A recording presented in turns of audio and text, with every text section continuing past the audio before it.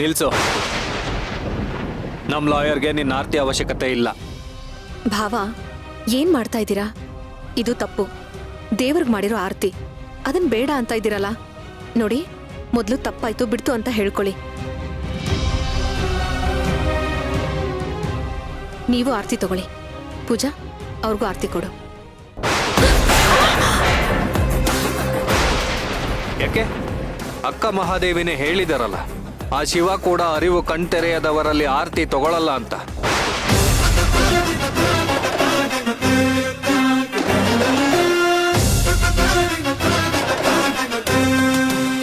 ಏನ್ ಭಾವ, ಎಂಥ ಕೆಲಸ ಮಾಡ್ಬಿಟ್ರಿ ನೀವು? ತಪ್ಪೇನ್ ಮಾಡಿಲ್ಲ ಅದಕ್ಕೆ. ಇವಳೇನ್ ಮನ್ಸಾರೆ ಆರ್ತಿ ಕೊಡೋದಕ್ ಬಂದಿಲ್ಲ. ಮನ್ಸಲ್ಲಿ ನೀವು ಸೋಲ್ಬೇಕು ಅನ್ನೋ ಇಂಟೆನ್ಷನ್ ಇಟ್ಕೊಂಡೇ ಆರ್ತಿ ಮಾಡಿರ್ತಾಳೆ. ಇಂಥವ್ರ ಆರ್ತಿ ಹಾರೈಕೆ ಎಲ್ಲ ನಮ್ಗೆ ಯಾಕೆ?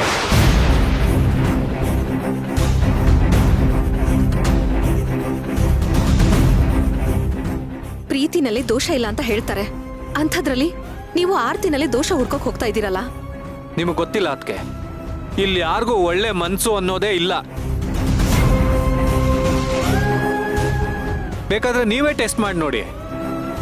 ಇಲ್ಲಿರೋ ಯಾರು ಸರಿ ಇಲ್ಲ.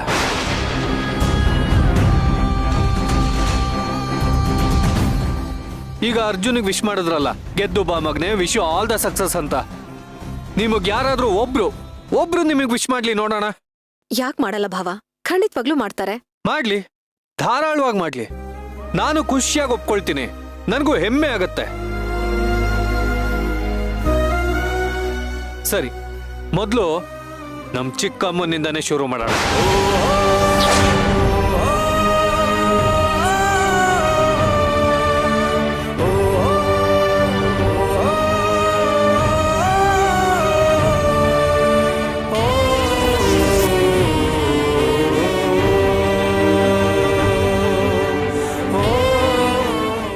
ಖಂಡಿತ.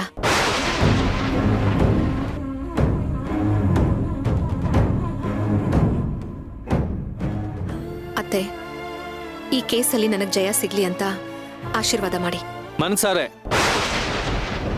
ಮನಸಾರೆ ಆಶೀರ್ವಾದ ಮಾಡಿ ಅಂತ ಹೇಳಿ ಅದಕ್ಕೆ.